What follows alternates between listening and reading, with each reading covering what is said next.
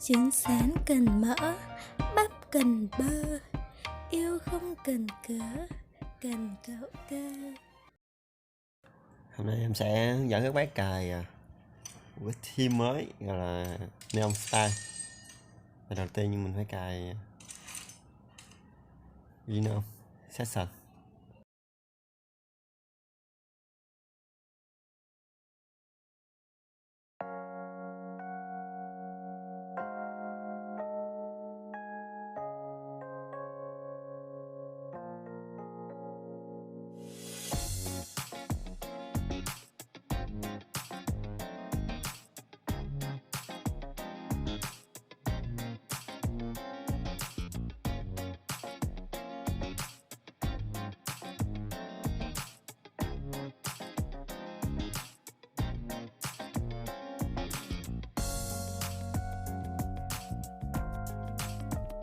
Rồi, ở đây mình log out rồi các bác, nhớ log out rồi sau đó đăng nhập lại.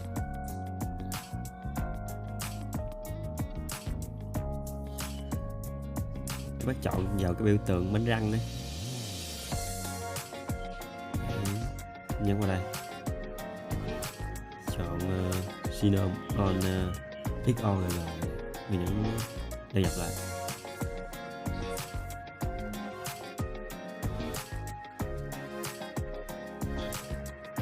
Do trong cái session này nó không có nút thu nhỏ không to nên mình phải chỉnh lại, nó nằm ở trong cái phần Windows thay 3.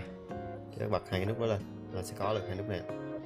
Rồi tiếp theo mình cài một cái trick gọi là Activity Configurator để chỉnh được cái chữ ở trên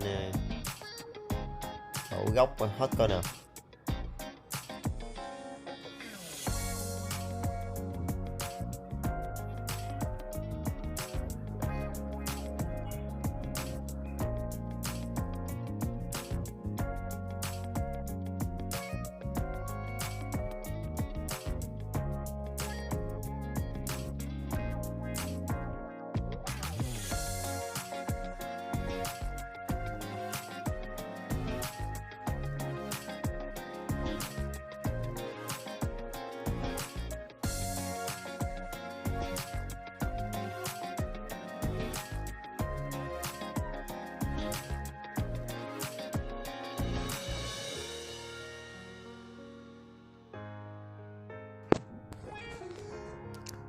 Tiếp theo mình sẽ cài một cái trick nữa là Add to Dock để mà tùy chỉnh hình dock cho nó ok hơn.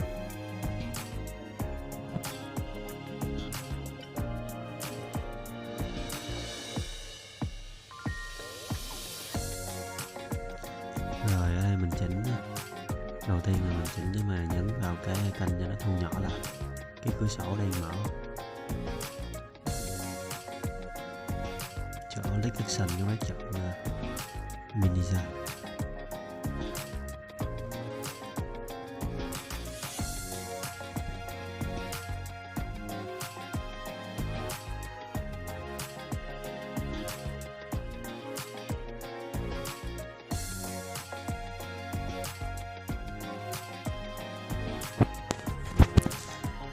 Rồi tiếp theo chúng ta sẽ tải về mấy cái theme cũng như là icon người dùng. Ở đây em sử dụng theme là Kimi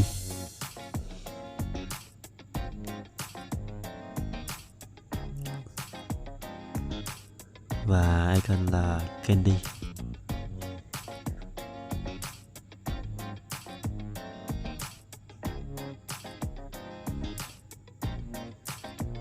Mấy cái chữ ở trên là do em edit nhầm, không sao, mặc kệ nó.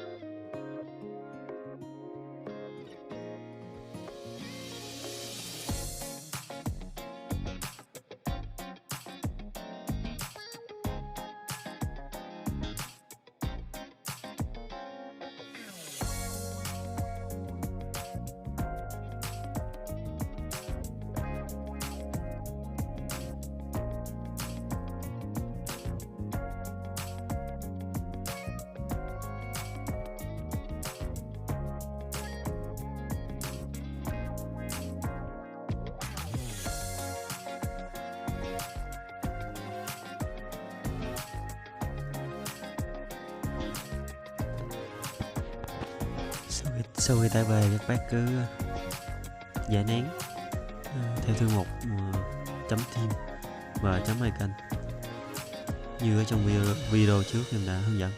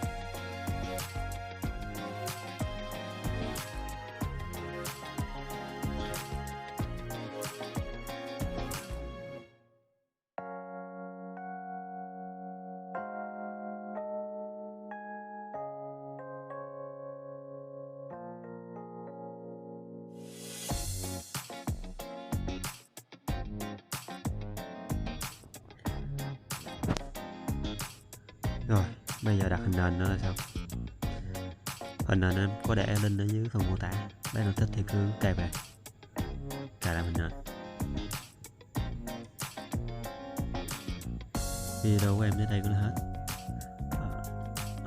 Video sau em sẽ cố gắng làm video tốt hơn.